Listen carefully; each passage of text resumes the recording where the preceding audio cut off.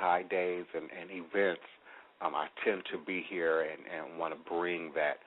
But some of those slower days, when you all check in and I'm not here and you're listening to me in archive, a great deal of it has to do with the fact that I am now officially initiating into E-Way. So please bear with me, support me, be there with me as I move through this next leg of my Pan-African journey to sort of reinforce that which we already know and understand. Just to give you sort of a brief history, if you will. Around 700 in Senegal, Mauritania, and Mali, the Kingdom Ghana came into existence. It became an important transfer point for trade from the south to the north, especially gold and ivory found their way to countries in North Africa through Ghana. At the end of the 11th century, Islamic fighters from Morocco invaded the kingdom and conquered it. After that, the Akan left the area of the kingdoms to go to an area that's now called Ghana. But if we even go back further to what is said the 5th century, there was a divide that took place in Nigeria as the Yoruba nation really began to grow and flourish, causing many families, if you will, to move northward, westward into other areas. The Ewe people particularly are traced back to an original settlement in Oyo region of western Nigeria. And many of you initiated persons, particularly under Shango and Obatala, you are very familiar with Oyo.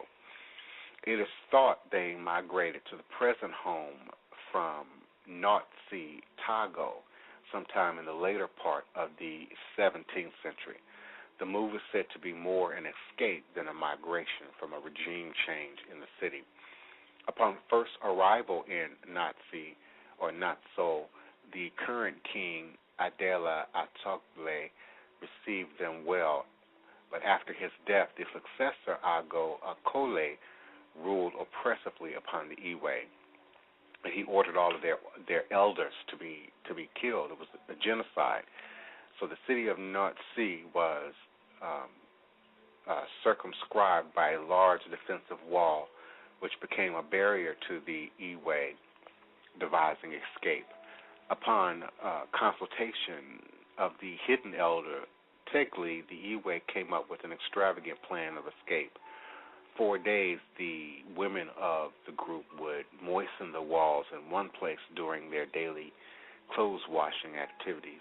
When the wall was weak enough, probably out of a clay or earthen material, the plan then culminated in the gathering of all the Ewe, Tugly drawing the sword of liberation, summoning the gods, which we now identify as Ogu, and piercing the wall, proclaiming, O Mwagwago Kikata Wawu Na Mi Ni Mi Adago Azo Adazo, O great God, Kitakana, open the door for us so that we may walk through.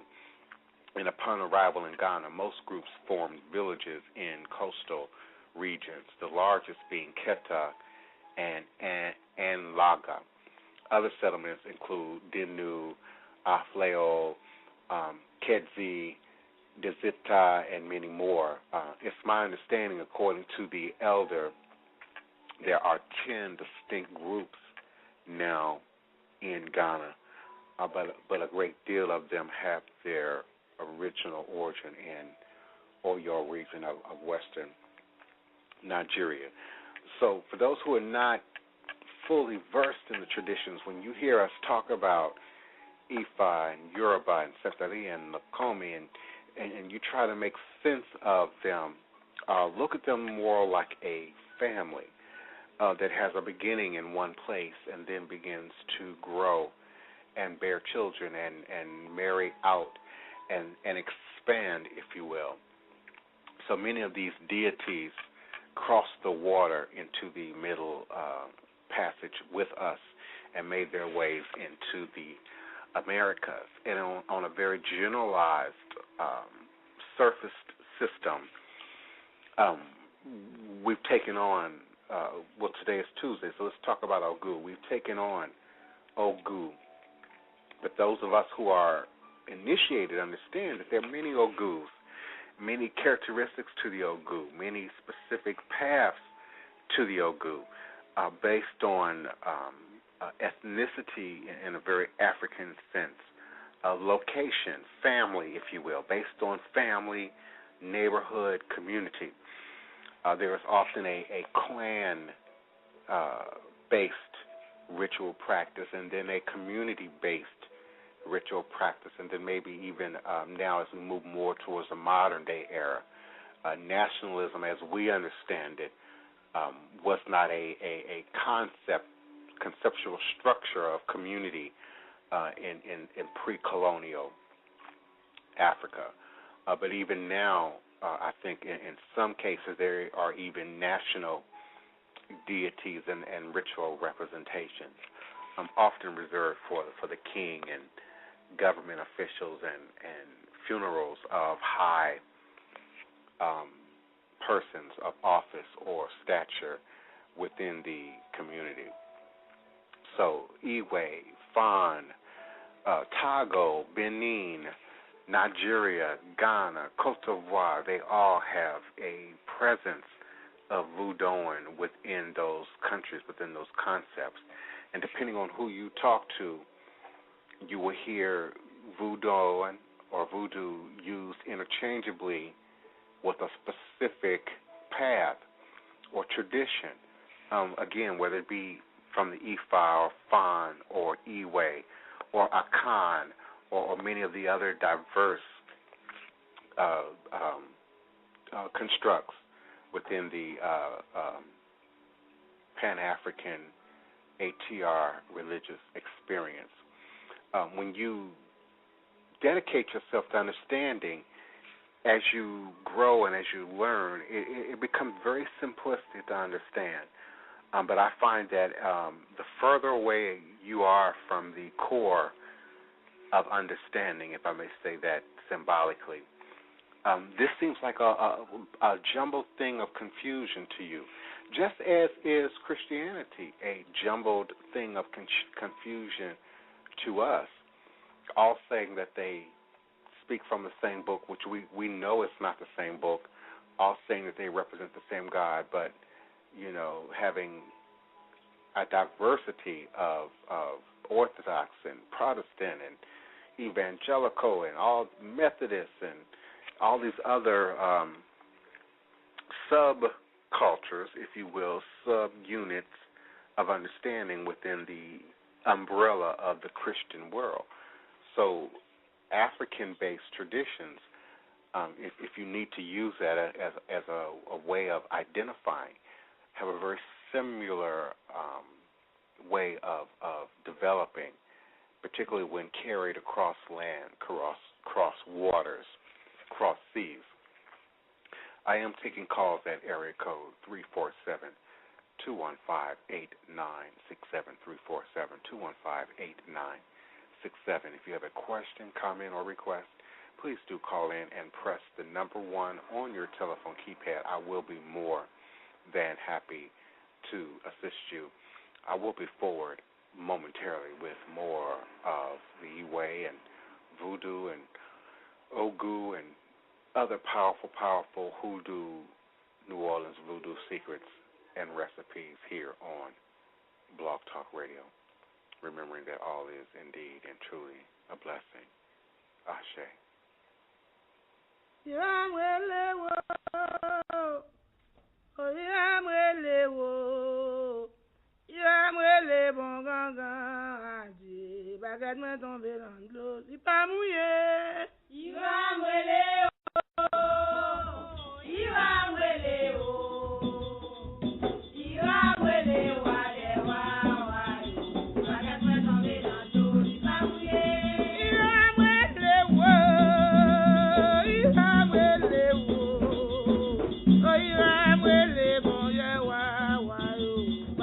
Don't be